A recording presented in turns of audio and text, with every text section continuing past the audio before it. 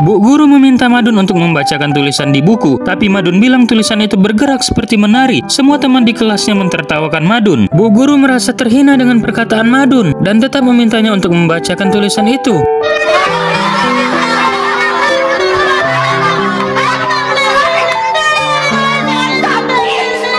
Bu guru marah dan menyuruhnya keluar dari kelas. Siannya Madun zaman dulu memang keras, ya aku pernah ngerasukannya. Meskipun Madun diusir dari kelas, Madun santai dan tidak merenungkan kesalahannya. Madun justru riang gembira dan terlihat bahagia. Dia adalah anak bodoh di mata semua guru di sekolahnya. Di usianya yang sudah 8 tahun, Madun telah mengulang kelas 2 selama 2 kali. Bahkan menjawab soal aritmatika yang paling dasar, Madun pun menulis jawaban yang salah. Kemudian Madun menyerahkan kertasnya dengan penuh percaya diri. Namun dengan 25 pertanyaan itu, Madun hanya berhasil menjawab 2 pertanyaan saja, sisanya salah semua. Abis Madun dipanggil oleh Pak Guru, kena marah Madun. Gawe Madun ini kiroi bener galau tadi. Guru memanggilnya idiot. Teman-teman sekelasnya menertawakan Madun, tapi yang tidak mereka ketahui adalah Madun melihat dunia melalui matanya. Dia tidak berbohong. Tulisan yang dilihatnya benar-benar menari karena ia terlahir dengan disleksia bawaan. Angka-angka itu pun terbang di sekitar matanya. Huruf muncul sebagai bayangan cermin di matanya. Apa yang bisa dipelajari anak seusianya dengan mudah belum bisa dipelajarinya. Dan kejadian penyakit ini 5% di dunia. Bahkan jenius yang terkenal Albert Einstein menderita disleksia. Tapi kenyataannya sangat sedikit orang yang tahu tentang penyakit ini. Guru mengira Madun cacat mental. Dia selalu sengaja berbuat nakal. Orang tuanya hanya akan menyalahkannya atas pekerjaan rumahnya yang selalu sangat membingungkan. Tapi apa yang mereka tidak tahu adalah bahwa Madun sebenarnya memiliki IQ yang tinggi dan imajinasinya yang sangat luas. Keesokan harinya Madun datang ke sekolah. Dia bahkan belum masuk sekolah. Dia disuruh minggir karena sepatunya terlalu kotor. Selanjutnya Madun juga diusir dari kelas karena dia tidak bisa membaca teksnya. Madun menunggu sampai akhir pelajaran. Di pelajaran selanjutnya, teman sekelasnya pun mengejeknya. Madun takut dihukum oleh guru dan diejek oleh teman-teman sekelasnya. Dia pun bolos untuk pertama kalinya. Dia berkeliaran di jalanan sendirian, menyaksikan para pekerja memanjat scaffolding, menonton di keramaian saat ekskavator menggali tanah, menonton anak-anak lain makan es loli warna-warni. Ngiler Madun nyengok budak kecil itu minum es lemaknya. Pergi ke pantai untuk merasakan kebebasan yang belum pernah ia alami. Di dalam bis ia membuka tangannya lebar-lebar. Dia mengalami perasaan terbang untuk pertama kalinya. Itu mungkin hari paling bahagia di masa kecilnya. Sesampainya di rumah, Madun menggambar semua yang dia lihat hari ini. Namun ayahnya mengetahui malam itu bahwa dia bolos sekolah. Hari berikutnya mereka membawa Madun ke sekolah untuk mengakui kesalahannya. Tapi yang mengejutkan mereka, semua guru mulai mengeluh. Perilaku buruk Madun di sekolah, nilainya tidak meningkat dari tahun lalu. Di pelajaran aritmatika paling dasar pun selalu salah. Setiap tes mendapatkan 0 dan Madun tidak pernah membawa pulang kertas ujiannya. Kepala sekolah bahkan mengatakan bahwa Madun mungkin cacat mental. Orang tuanya disarankan untuk mengirimnya ke sekolah khusus. Dalam perjalanan kembali, ibunya menangis dan bersedih. Dia menyalahkan dirinya sendiri karena tidak mengajari Madun dalam studinya. Namun sang ayah masih bersikeras bahwa Madun punya masalah dengan sikap belajarnya. Malam itu ayahnya menghubungi sekolah baru untuk Madun. Ketika Madun tahu untuk pertama kalinya, Madun pun marah dengan tatapan matanya menentang keputusan ayahnya itu. देखो कैसे घूर रहा है, no bloody regret on his face. वहाँ boarding school में ना ठोक पीट के सीधा कर देंगे. दिवाली पार्ट टर्म शुरू हो जाएगी. Ayah, tolonglah ayah. Madun tidak mau tinggal di sekolah asrama. Ayah, apa yang kamu ingin lakukan padaku, ayah? Madun sudah memohon pada ayahnya untuk tidak sekolah di asrama. Keesokan harinya dia dikirim ke sekolah asrama oleh ayahnya. Kepala sekolah berjanji kepada ayah Madun. Dia mengatakan tidak peduli anak-anak nakal seperti apa di sekolahku. Mereka bisa diatasi. Mereka tidak tahu betapa sakitnya pernyataan sederhana itu. Anak seusia Madun yang baru 8 tahun mengalami disleksia. Melihat orang tuanya pergi meninggalkannya di asrama, Madun hanya terdiam menangis tak berdaya. Untuk pertama kalinya dia merasakan ditinggal oleh dunia. Dan dia tidak tahu bahwa bahkan keberaniannya untuk memberontak akan benar-benar hancur. Di sini juga ibunya pulang dan melihat buku bergambar yang ditinggalkan Madun. Terlihat gambar Madun semakin jauh dan jauh dari keluarga hingga akhirnya dia menghilang dari gambar. Sang ibu sangat sedih melihat ini. Dia tidak tahu apakah keputusannya untuk menyekolahkan anaknya ke asrama itu benar atau salah. Dia juga tidak tahu apa yang sedang dialami Madun di sana. Madun belum bisa masuk ke lingkungan barunya. Dia tidak memiliki senyum yang sama di wajahnya seperti sebelumnya. Dia sering sendirian di malam hari, lalu ia akan pergi ke toilet dan menangis diam-diam. diam agar tidak diketahui oleh orang lain dan segera menghapus air matanya. Karena gangguan visualnya, dia bahkan tidak bisa melakukan berpakaian dasar secara mandiri. Dia tidak bisa belajar banyak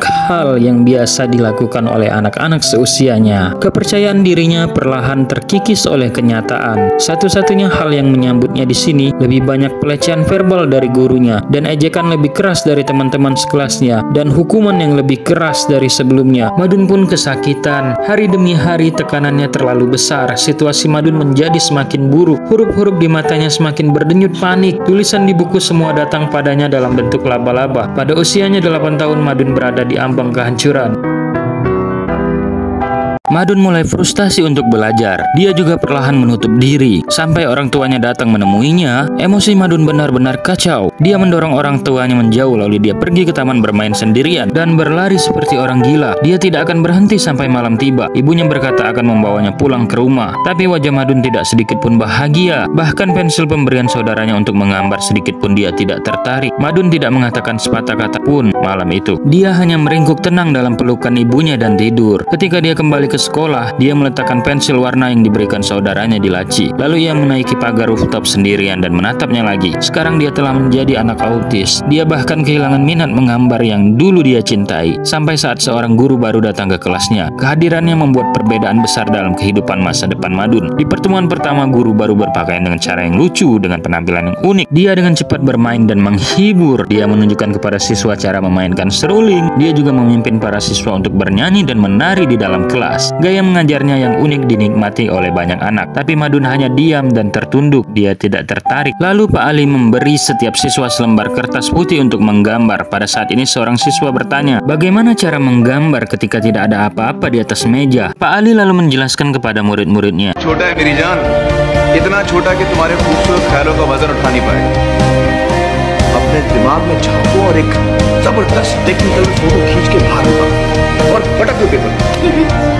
Malam hari Pak Ali pergi ke rumah Madun untuk mencari kedua orang tuanya. Untuk memahami situasi, dia tidak sengaja melihat lukisan Madun sebelumnya. Dinding kamar Madun penuh dengan ide-ide anehnya. Melihat isi pesan lukisannya yang sempurna dan lukisan berwarna-warni yang memukau. Tapi itu dilukis oleh seorang anak yang berusia 8 tahun. Sulit bagi Pak Ali membayangkan apa yang diderita Madun. Membayangkan Madun harus melepaskan lukisan favoritnya. Dan orang tuanya tidak akan pernah tahu Madun belum menyentuh kuas sejak sekolah asrama. Dia bertanya pada orang tuanya mengapa mereka mengirim Madun ke sekolah asrama. Kata ayahnya, Madun punya masalah dengan sikap belajarnya. Dia sudah mengulangi 2 tahun, tapi dia tidak membuat kemajuan apapun dalam studinya. Tidak seperti putra sulungnya yang selalu dapat peringkat pertama di setiap ujian. Pak Ali mengeluarkan PR Madun. Dia menunjukkan kesalahan biasa di atasnya untuk menunjukkan kepada orang tuanya. Tapi ayahnya menganggap itu sebagai alasan saja. Karena alasan tidak mau belajar, Pak Ali tidak terima. Dia mengambil sepotong mainan dan meminta ayahnya untuk membacakannya.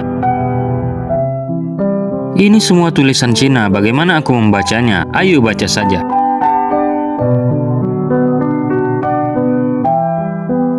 आपका रवैया ठीक नहीं, आप शैतानी कर रहे हैं।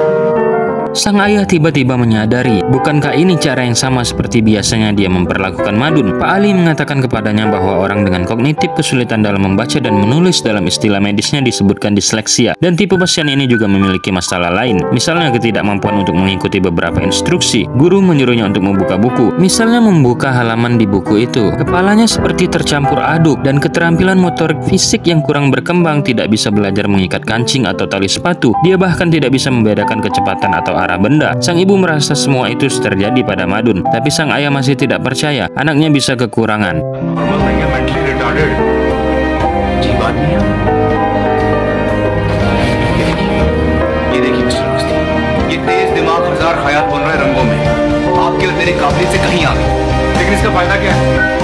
Pak Guru pun bingung dengan pemikiran ayahnya Madun ini. Setiap anak memiliki kemampuannya sendiri, kemampuan dan impian yang unik, tapi orang tua memikirkan masa depan yang jauh. Mereka tidak pernah peduli apakah anak-anak mereka tumbuh bahagia atau tidak.